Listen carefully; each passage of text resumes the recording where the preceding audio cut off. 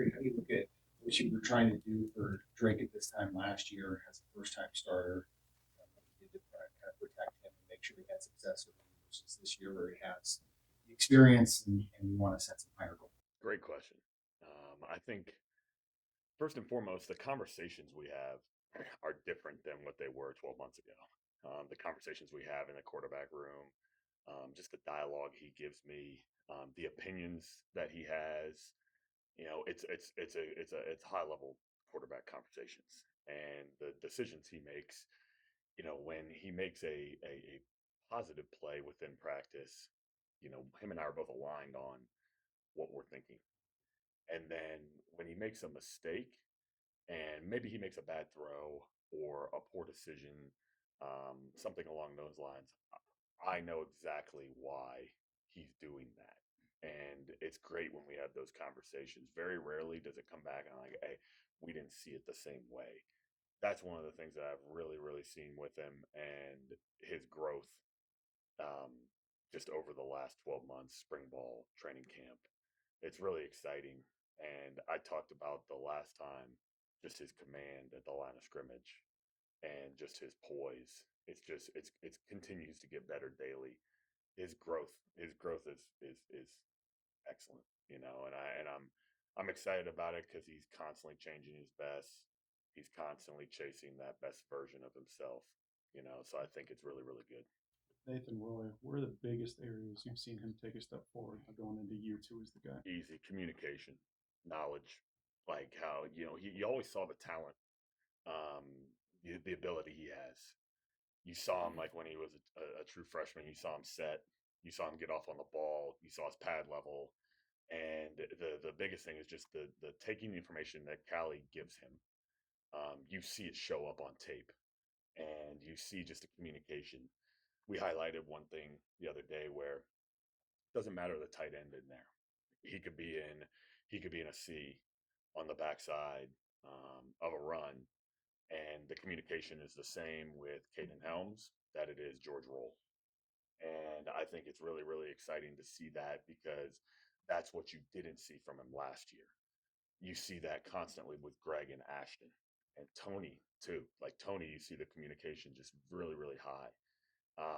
And that's what I love to see because then you really start to see Nathan understand what we're attempting to do. He understands the scheme, he understands the why, and you can see how fast he's playing. You didn't mention right tackle in there. Right. That was just because I know Tony. I said Tony because Tony's an experienced player. The right tackle position, it continues to get better daily. Those two guys are doing a great job, and I'm really, really, really excited about both of the development of them. I'm really, really excited with the development of the offensive line from top to bottom, all the way down to the true freshmen. I've really loved the growth that all those guys have had in that room. Um, and they're not perfect, and but they make strides every day to change their best. I'm really, really excited about the physical mindset and the identity that they've really, really proven over the last 3 weeks. Deal with him in regard to the temptation because of the experience to feed him too much or keep it simple, or how do With you? Drake, Yeah, with Drake, how do you manage? you pour it on him, and then you see how much he can handle, and it's really, really fun in training camp because you can see what he knows and what he doesn't know, and then what you have to, um, emphasize in the meetings. There's so much defense. I love going against Danny every day because Danny throws a ton of different challenges at us, and the same thing that we want to do. He wants to do. He wants to see, okay, how can we fit this run? How can we defend this particular pass concept within coverages? And he's installing those types of things, and then it's different pictures daily for the quarterback. It's also different pictures because we want to make the same things look different and different look the same. So we're constantly moving the pre-snap picture. But it might be where he has the same as picture post snap. But it's also those things where I keep pouring it on him. Okay, let's add this alert on this run. Let's do this. Let's give him this thought process within, this zone scheme where, okay, we want to run it at this particular defender, and I just keep changing that. And it's great because Coach Fleck constantly puts it on, challenges me to challenge him, and it's really, really fun to see how much he can do. And I know when he cracks. He tells me, he's like, man, Coach, that's a lot. Or it's all right. Wait, hey, let's talk about this again so I can get it because he knows. Very rarely does he ever say like, "Don't give me the information." Very rarely, and that's been a handful of times where he's been like, "Coach, re-explain this to me because it's a lot." Very rarely does that come up. Greg, what do you see in the receiver room in terms of what Isaac Frichte has brought? Depth. I love the room. Jalen Smith, Javon Tracy, Noah Jennings, those guys, those older guys, Zion Steptoe, obviously he's an older guy. Those guys have really, impacted the room. And I love the young guys in there. Just how he's developed those guys within the run game and the pass game. You take it all the way back to the wintertime when he was here and how he had to build the room and we had to figure out who were going to be the playmakers within that room. The run game was such an emphasis in the spring, and he got those guys to understand the identity, the mindset within the blocking schemes. Then, as the summer went on, we really developed the technique and the fundamentals within the pass game, the chemistry within the quarterback. And you saw that from the day one of training camp, you saw the technique really show up. And I think that that's a testament to Coach Frichte, Coach Foss, how they took the room and ran with it, and they've developed those guys. That's what I love. And it's a really, really fun receiver room because we've all been a part of, in my career, I've been a part of receiver rooms where you might only have one or two guys. I think we have a number of guys that can go out there and make plays, and that's exciting for myself, the offense, and Drake. How critical is the experience and just the knowledge of the system that Ashton Beers has at center to be able to call out all the things that you need to do before the ball's even snapped? You never underestimate an experienced center. It's really, really fun with him. Him and Greg have really, really been consistent the entire training camp, and I talked about the communication with Nathan, the communication from Ashton to the quarterback to Ashton, it is exceptional. And it's a constant conversation. We talked about that years ago, where at the line of scrimmage, I want it to be a constant conversation with the quarterback and everyone else. The days of like years ago where it was just, you just hear a cadence. You were to mic up Drake. He's talking constantly at the line of scrimmage. It's just, that's how I want it to be. That's how Drake wants it to be. That's how Ashton wants it to be. But there's not much football that Ashton Beers at the college level has not seen. And he's really, really prepared by Cali. And he's really, really prepared himself just with how much experience. There's nothing like game reps. And Ashton's going on now is really his third year of those game reps and playing at a really high level. You talked about wanting to see more physicality from the offensive line this year. Yep. Through fall camp, have you seen a material difference? Yeah. But that starts with as the offensive coordinator. That starts with me and I instilling what we're going to do schematically. And you look at it. I've talked about before. Like I want to be downhill, and I want to be able to have multiple schemes within what we do. But if you're always running laterally, it's hard to be physical all the time. And you learn and you grow. That's myself. And I think you look at what you do year in and year out. And I looked at it, was like, okay, what are the strengths of our offensive line? How can we get those guys to play with a mindset and identity to be as physical as possible and then play fast? That's what I've loved about it. I've really enjoyed seeing them grow from a physical standpoint. What is Darius Taylor showing you in camp? He's really, really getting coached well by Coach Mo. I love, you look back on his years ago where he really, really focused on aiming points, tracks, those types of things this past offseason. And then he's running with violence. And I love that because he's really, really like lowering his pads on contact, protecting the football. He always has. I think he had one career fumble against USC a couple years ago. And he's really, really done a good job with that. But I love the fact that he's becoming the all-purpose back that we all know he is. And he's a threat catching the ball like he was a few years ago last year. And then secondly, just understanding the scheme and understanding the why. He's really, really done a good job, and Coach Mo's done a fantastic job with him.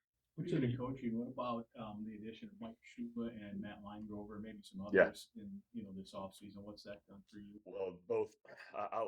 Coach Fleck has first and foremost done a great job of surrounding people, surrounding me with elite coaches. I always want to make sure that those guys know that their opinion is extremely valued. But Mike and I, when he got here, we didn't know each other, and it's kind of cool because with Mike, man, I remember when I was younger and I saw him as the head coach at Alabama, and it was kind of cool. Now he's in the room with me, and I'm gaining all this knowledge from him, and he does a fantastic job with Drake too, where we play off of each other all the time in the quarterback meeting, and we're talking in complete alignment. What he says to Drake, what I say to Drake is the exact same thing. We're working in unison within the quarterback room. He's fantastic. So much information, so many different experiences, anywhere from schematical pieces to he might have a story about Cam Newton with the Panthers, Daniel Jones when he was with Giants, Josh Allen Bulls or the Bills, and it's just like it's one of those things where it's all that piece of information that he gives the quarterback room is really really cool and really really insightful. With Limey's had so much experience here, other places. He's just added so much value from the O line, and then adding that piece into the big picture of it. And I think again, I don't care where the answer comes from, where the play comes from. If you have an idea, they give it.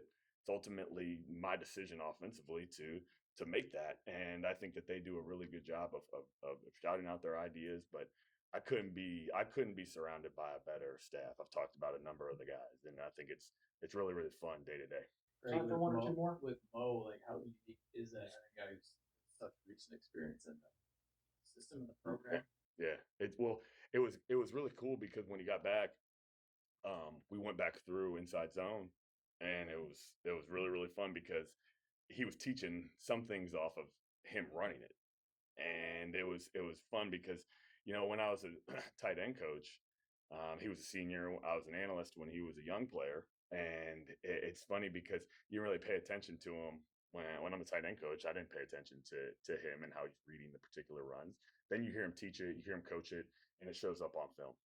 That's the thing that I love. But he's really really done a good job of transitioning. He's a completely different uh, person in the building than he was when he was a player, and he's a joy to be around, and he's really really fun with the guys. Speaking of running backs, what stood out to you about Ryan Stroud so far? Yeah, Ryan's really really flashed, just from a catching the ball out of the backfield, protection. The I'll get to the protection piece in a second, but running the ball was natural. You saw that on his high school tape. But just with the protection piece, that's the biggest challenge.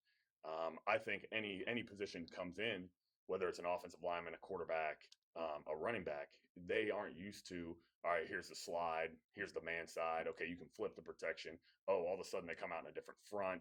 Then there's a different call. It's all those things where Ryan has picked up on that stuff. And again, that's a testament to Mo, where Mo has prepared him day in and day out for those particular things. And then with Danny, we get so many different things constantly where the running back, just like the quarterback, has to be clued into the identification of the front and then hear the call and then adjust from there.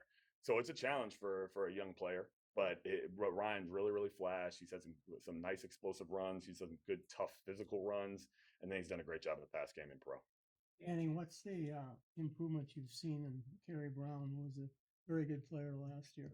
Yeah, Kerry's getting really good at his man skills and then also mastering all three of those safety positions. That's kind of the next step for him is to continue to be that versatile guy because every week we could have him in a different spot depending on how offenses are attacking for that week. So he's been really focused on that, leading the group, and just doing an excellent job.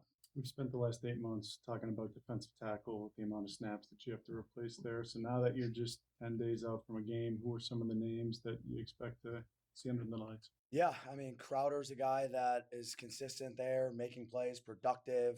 Riley Sunrum, very consistent and reliable. You have Theo, that's had a great couple of days. He was the player of the day today at practice for the defense.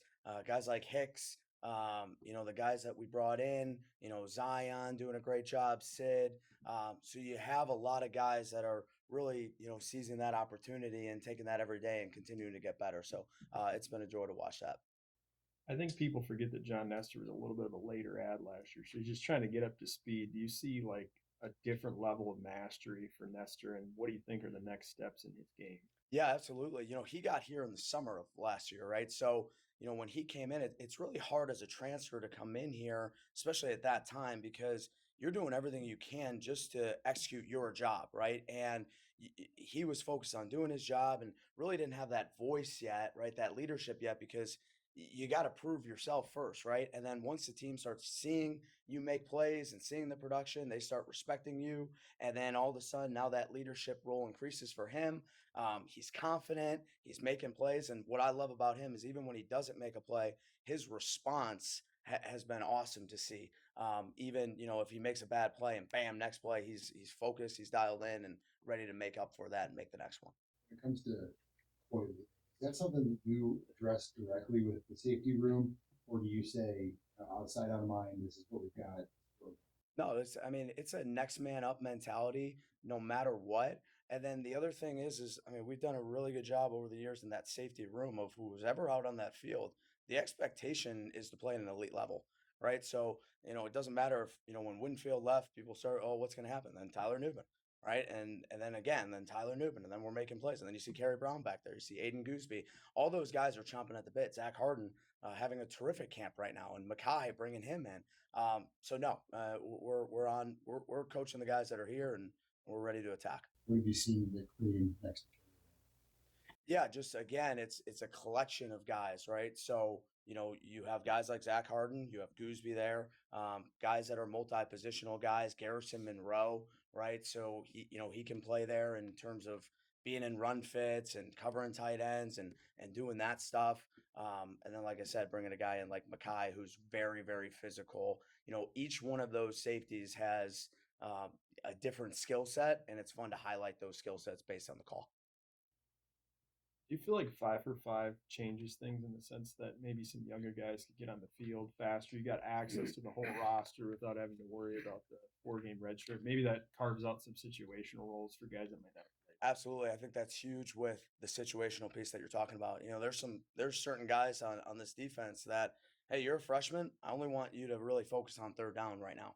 Right. And that's your role for this year, right? And get them in certain packages and let it rip and let it go. Right. And then in the spring, we'll start cleaning up that first and second down stuff that they need to get better at.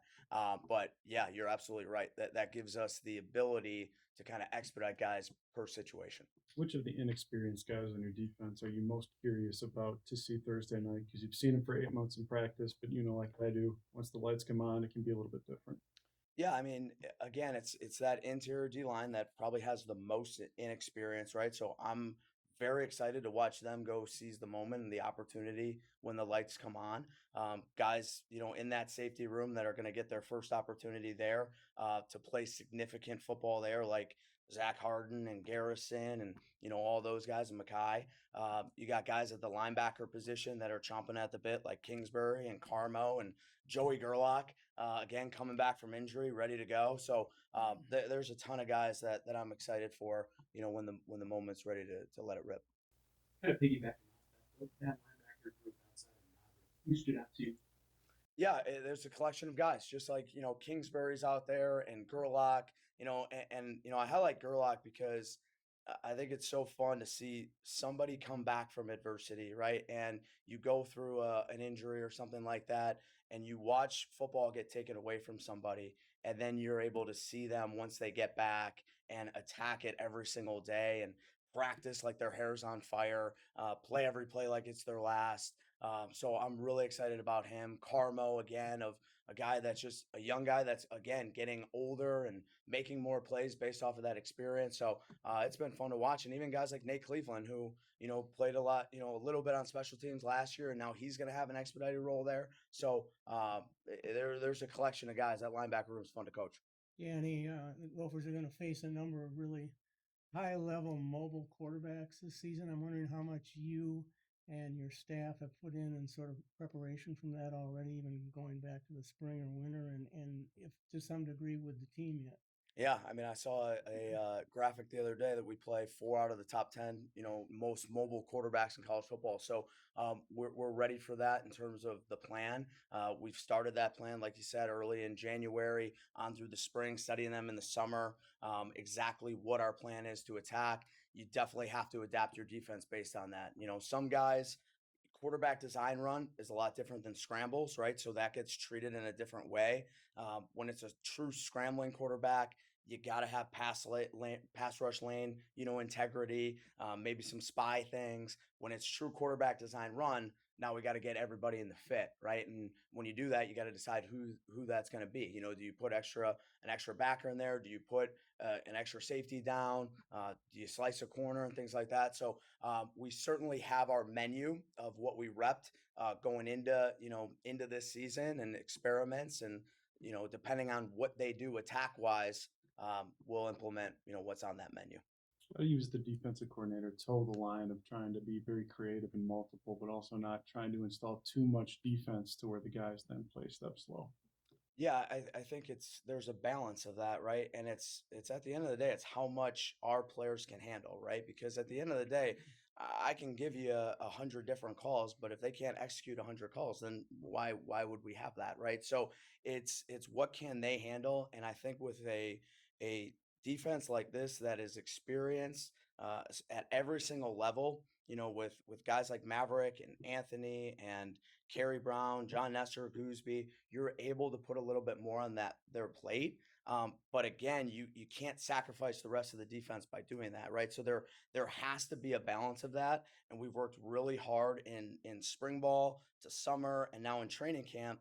The last couple of days in training camp, we really haven't put much in terms of the install. And we kind of put everything in the first 2 weeks, and then just let it rip on week 3, and here we are in week 4, and now let them master it and play fast. PJ's in his 10th year here. Have you seen him evolve as a coach that you don't? It's been a joy to watch him. And, just going back even at Western Michigan, I mean, we've been together now for 14 years. So to see him evolve as a coach, especially with college football changing the way it is right now, becoming even more transformational than he's been, more of like a player's coach than he's ever been, with that true family and love and the atmosphere and the culture that he creates. It's been really fun to work for him. And I wouldn't want it any other way.